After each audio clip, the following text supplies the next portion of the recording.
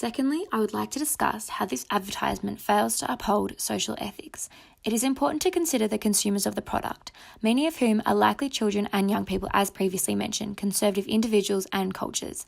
The behaviour this organisation has chosen to align themselves with communicates a pretty strong message about their brand effects. Applying the later discussion, consider, what does this advertisement say about Delight's promise? What type of influence does this advertisement have on its consumers? Most prominently, this advertisement communicates that Delight's is rather insensitive about the wider community or is too careless to consider them in the first place.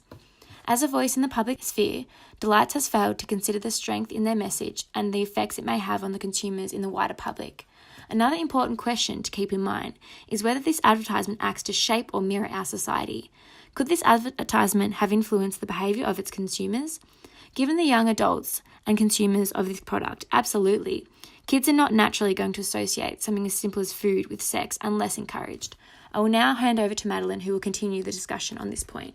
Thanks, Hayley. This third point we would like to analyse is the apparent lack of personal ethics in the advertisement by building on this discussion.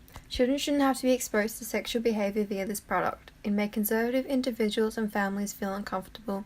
It displayed a negative gender role and it sexualised a non-sexual product. Hereby, this advertisement communicated a lack of brand ethics. So, on a personal level, was it ethical of the creators of this advertisement to allow it to be communicated to the broader community? Would the account planner, creative team, and account executive have been proud to show their family? It is apparent that the account planner of this advertisement perhaps failed to really get into the head of the consumer in this case. Given the amount of complaints this advertisement received, it offended more than it won over, and as discussed, it's the families and children that are being most looked over. In terms of personal ethics, those responsible for the development and creation of this advertisement failed to consider their personal ethics, hereby resulting in backlash for the business as a whole.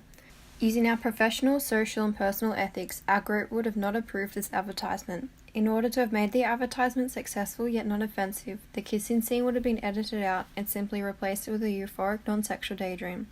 Richard will shortly further discuss alternatives.